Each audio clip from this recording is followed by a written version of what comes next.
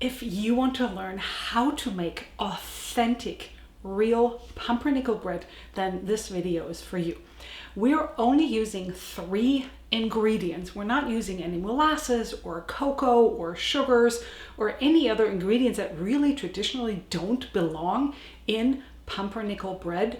But I'm going to teach you exactly how to get that color and the intense musky flavor and just the whole experience of making traditional German pumpernickel bread.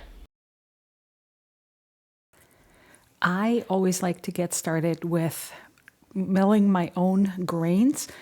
And the reason for that is because, first of all, yes, I do have a grain mill because I bake a lot of bread, but also I can absolutely determine the coarseness of the grind.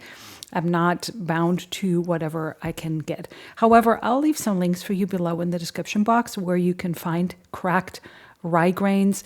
In a pinch, you can also crack them in a food processor or in a high-speed blender, but that always causes a lot of heat, and I don't necessarily like that so much. I'm trying to get the cracked rye meal directly into the bowl of my stand mixer.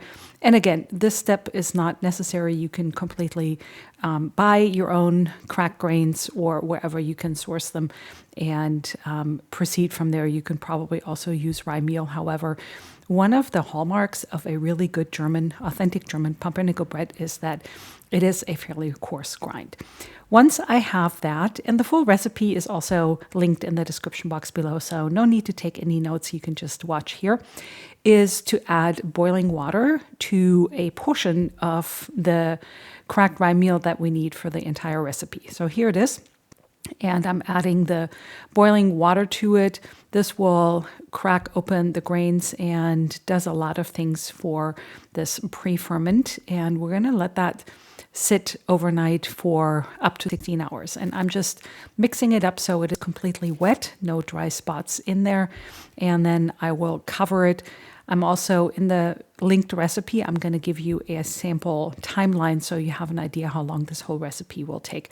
I love using my beeswax wrap, and then I have a fabric bowl cover that I'm adding on top. And I do have tutorials and videos for how to make your own, but you can also just simply use any plastic wrap.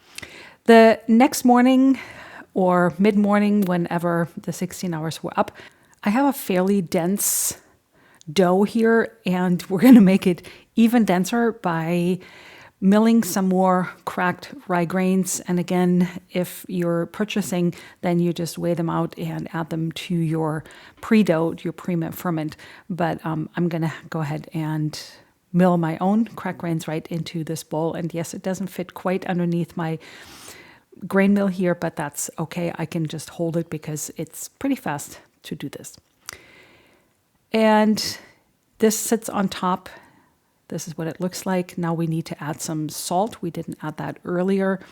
And then we will mix this up. If you do not have a stand mixer, you can also do this by hand. I always love using a stand mixer because it is a really heavy dough, and it's intentional. It's supposed to be that way, so don't be turned off. I like using my dough hook initially to get all the cracked rye meal incorporated into the dough, but it is a bit of a process. I'm shooting for 20 minutes. Sometimes I have to scrape down the sides to make sure that all the flour gets incorporated and I don't have any dry spots. And then sometimes I actually like the other, I think it's called paddle attachment versus the dough hook, because it actually does a bit of a better job. Once that is thoroughly mixed, and yes, we need to actually mix this quite a while, I'm preparing my loaf pan. You can use a Pullman pan with a lid. I don't have that. I don't want to just buy that for just this purpose. So I'm going to use my Pyrex 9x5 loaf pan, and I'm lightly greasing it with some neutral oil. I love using avocado oil. And then I'm adding some parchment paper. This is probably a little overkill because the parchment paper that I have is really non-stick. Some parchment papers are not that way, so you may or not need this step. Here you can see how heavy the dough is. It's actually probably fairly unusual for most American bakers to have a bread dough that is so heavy and so dense. The next challenge is to get it into the loaf pan, and you want to really press it in to get rid of any air gaps because they're just going to cause holes and make the loaf not look so pretty. And it's not really going to expand a whole lot. So that is why you need to use your hands to press it all the way in and fill out all the cracks and make sure you get rid of any air gaps that you have. And don't worry about it. I mean, sometimes a little rustic look is just what homemade bread looks like, and I don't mind that at all.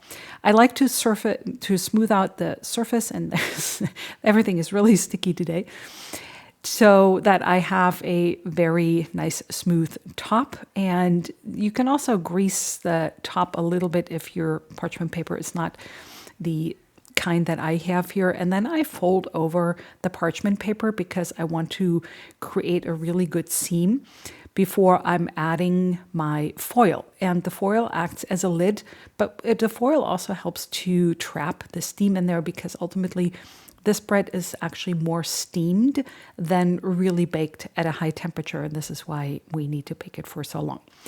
I make sure that I close all the sides and really tuck it in and make it super tight and super firm. You can go around the edges to make sure that you have the best seal you can.